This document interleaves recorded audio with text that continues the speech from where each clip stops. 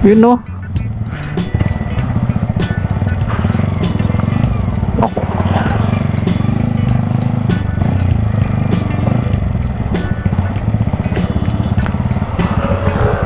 Grabe deh, umaubo. Eh, dapat kasi ano,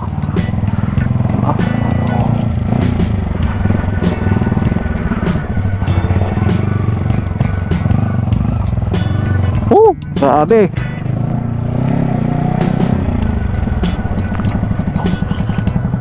Huh?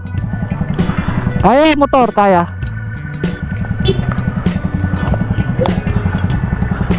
Grabe mga boss oh. Dito yan sa may ano, may ano, mabang parang papuntang ano, barangay Patubig. Grabe mga boss. Out ano yan. Nasa ano, sa overload.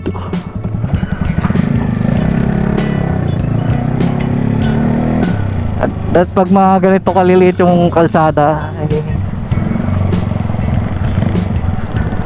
dapat ano na, limitahan nila yung mga truck na pumapasok dito. Ngayon ano, tumaubo. Kasing buti kasya motor. Layo nang iikutan natin to mga boss.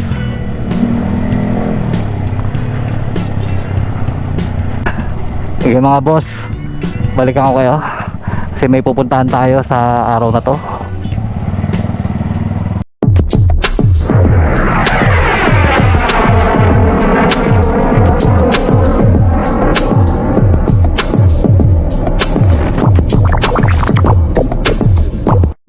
So ayan mga boss, balik tayo. Lumagpas ako boss, may lilikod pala dapat. So yun mga boss, yung pupuntahan natin is kainan or ang tinitinda dito sa ano na to, sa bagong bukas na kainan na to is Syrian shawarma. So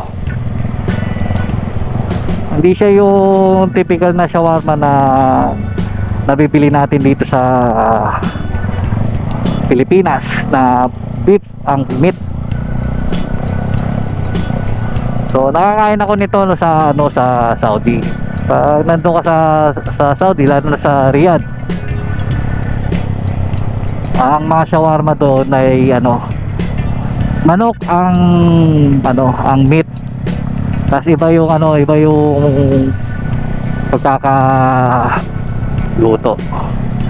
And the same time, hindi lang yung shawarma ang pupunta natin mga boss. Dahil pati yung may-ari nung ano, bagong bukas na tindahan ng shawarma, dadalawin na natin. Kasi huling kita namin, huli kami nakita is ano pa, 2011 pa. Nung nag-exit na ako sa ano, sa Saudi. Kasi nag-Saudi tayo mga boss nung panahon na ano, 2009 to 2011. So yung tao na huli natin nakasama nung last gig namin, kasi nagbanda tayo mga boss nung panahon na nasa Saudi ako. Nasa Saudi tayo. So ako, drummer ako, tapos itong person na pupuntahan natin na may bagong bukas na business dito sa Pilipinas is vocalist. So matagal-tagal na rin mga boss, since 2011 hanggang sa 2 taon na to na nakikita ko siya sa Facebook. Sikat na siya sa Riyadh mga boss, kasi nga ano siya, vocalist na, singer. Sikat na siya. Kumbaga sa ano, may singing career na siya sa Riyadh, Saudi. Nakikita ko na yung 7-Eleven mga boss. So yan lang yung landmark natin. Pero kung nasan dyan yung bagong bukas na business nung ating kabanda, tingnan natin.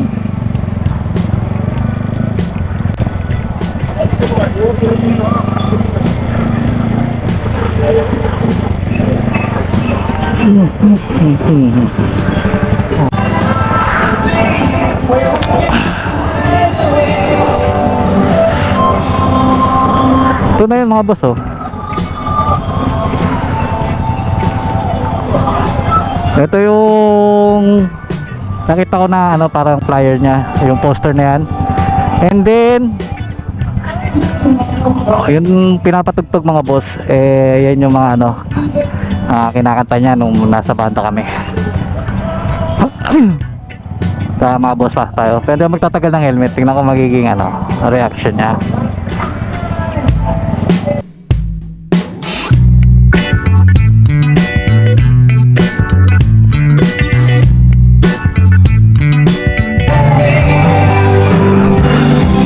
So, now open Arms Damascus to come and try the Syrian shawarma and more Middle East cuisine. Address Santo Niño Village, May Bulacan, Amino Street, contact number. So, tingnan natin kung nandito yung kabanda ko. Nakita ko na yung asawa niya. Tingnan ko kung hindi naman ako kilala nito. Say!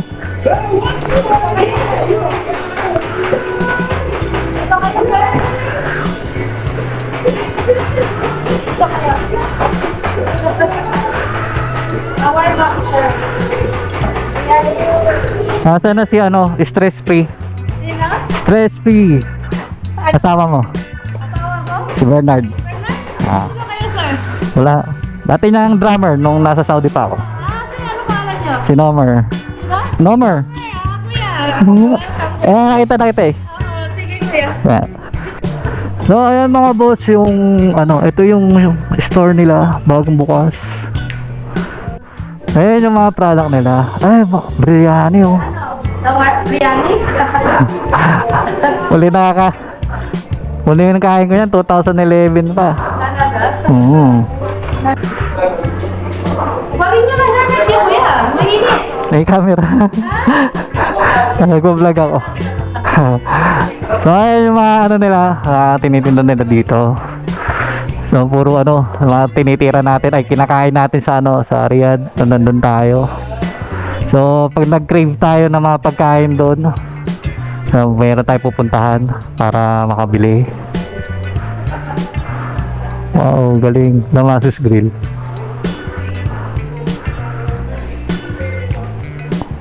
Beef burger. Biryani. Oh, may pizza din kayo? Ayos ah. Kala ko shawarma nights nitinda. Ayun pala, ang dami. Oh. So ayun mga boss, solid ano pala. Solid pala pag pumunta kayo dito. Hindi lang pala shawarma matitikman nyo. Marami. May pizza din sila. So, hintayin natin si Mr. Vocalist. So mga boss, balikan ko kayo.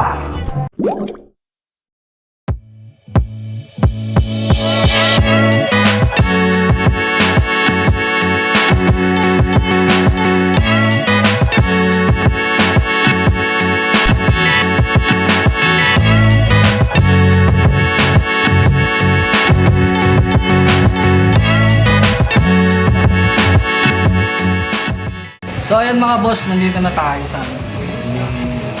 sa Damascus Grill House. Maaga pa tayo sa ano, sa opening ceremony. Pero nandito na 'yung ano, nandito na 'yung sinadya natin tao dito maliban doon sa store. Kabanda ko dati. So, ako naman sa mga subscriber. Hello! Rock and roll! Sa mga subscriber ko sa Saudi, kilala niyo na. Stress free mga tol! Rock and roll to the world! Hindi na lang nagkasama kami sa Saudi. Kaya nga. Agad! May lang years. 2011 Binata pa! Oo, 2011 kami nag-iwalay nito eh. 2011. Ayan, ito. For good na. Susubo kami ngayon dito. Sana mag-success. Oh, pag umunlad tong ano niya, itong pwesto niya, pwede na siya mag-perform mag-isa rin. Oh, dilibre pa sana, naman siya babaya ang artist. Si Sir Bernard, siya yung ano, number 1 ngayon. Number 1 yan. Naring Leo. Dalawa sila eh, si Kuya Roland yung isa. Siya. Eh, unang nag-exist si Kuya Roland, kaya siya yung may iba. Oh, si Roland nasa ano eh. Nasa stage si Roland. Big Band, Big Queen Man. Black Gold. Hello. Big Band. Screen Bag. Okay, silent screen. Maring D. Ayan o, kita na kami ni Maring Noel. Ayan. Andres lang, tatayuhin namin kayo. Bigyan nyo lang Andres lang. Ano yung mga boss? Tayo lang natin yung ano, pagkain na in-order ko, tapos bigyan tayong review. Yung shawarma ng Middle East, yan. Take out yung isa, no? Oo, take out. Diba? Ganyan ang ano, ganito yung shawarma ng sa Saudi. Chicken yan mga boss ha, hindi yan yung ano, hindi yan beef na yung nabibili natin dito. Ganito ang shawarma to. Ano to eh, sa mga taga nakapunta ng ano, ng Saudi, 5 real to per order. Tapos ano, isang 1 real na Pepsi in can. Sold na. Oo, yan mga boss. Kahit ka muna dyan, pareha. Yeah, sige. Tikman na natin.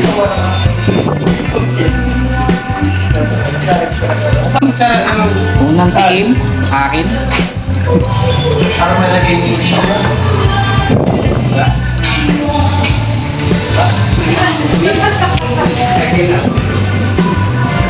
Ay, kaya na. Uy! Ano? Wala ako nasa riyan, be!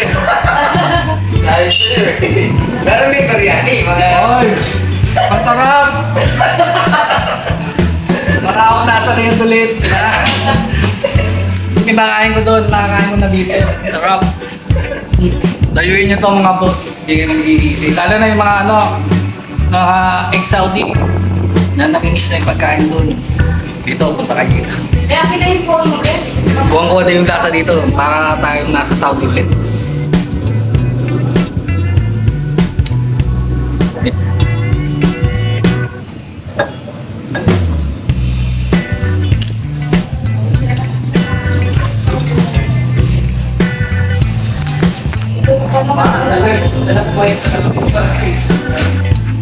Grabe, sarap.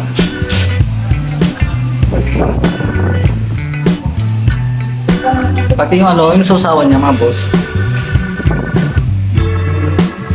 Yung lasa niya, yung ano, pag bumibili ako ng chicken roasted, yung sinasausawan namin.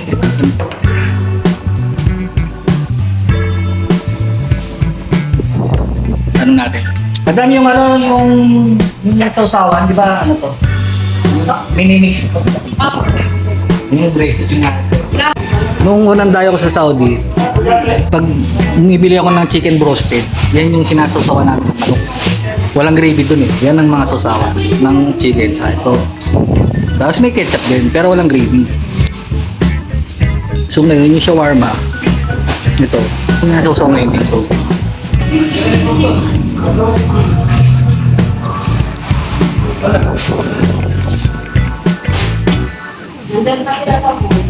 Sarap, tapos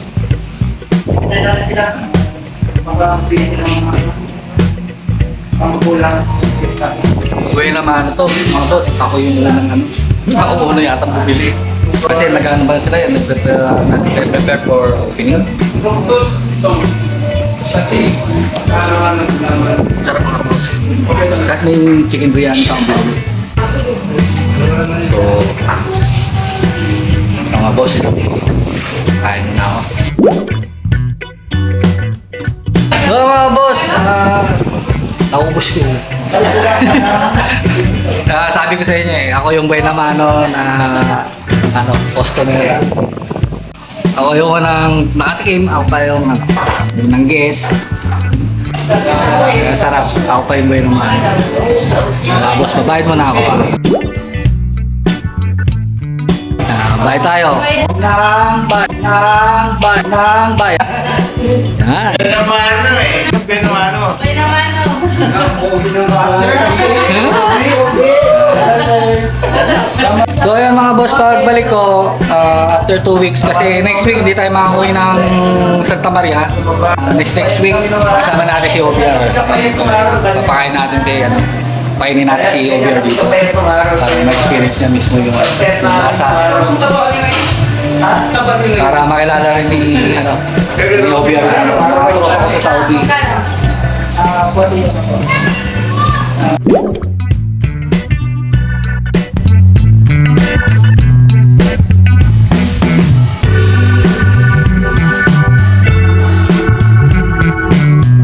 So mga boss, tapos na tayo dun sa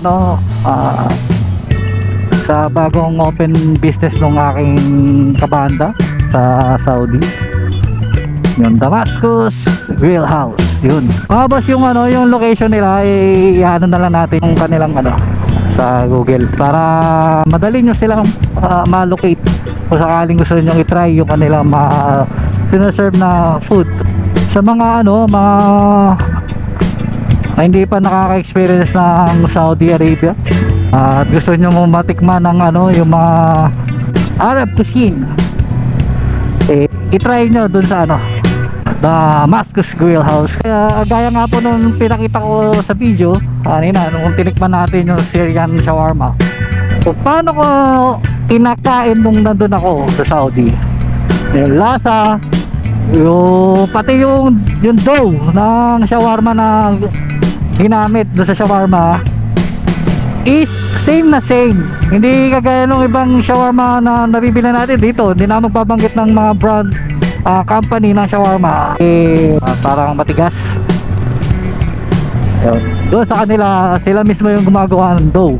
So kung yung texture ng dough na ginagamit doon sa Saudi, na sabi ko nga kakaiba ang shawarma doon, yun yung kinikrave ko, na sana makakain ulit ako ng shawarma ng Saudi. So buti na lang nagbukas sila sila Sir Bernard, so naka-experience ulit tayo. Yung kasi yung chicken, yung dough, yun yung sinasawsaw pa, yun yung nagpapasarap. Sabi mo nga kanina, una ko nakakain nung bumili kami ng broasted. Baga dito sa atin gravy, sa kanila yun, yung sausawan na yun, napakasarap mga boss. So yun mga boss, tapusin natin yung vlog natin para sa araw na ito kasi baka malobat na yung GoPro. So mga boss, kung di ka pa subscriber sa aking channel, pakiclick na lang ang subscribe board dyan sa baba. At pag-click mo yan, ilalabas ang notification bell. Paki-click mo na lang para maging updated ka sa aking susunod na i-upload na video. So hanggang sa muli mga boss, this is your friend the Rider. Kita-kita tayo next vlog.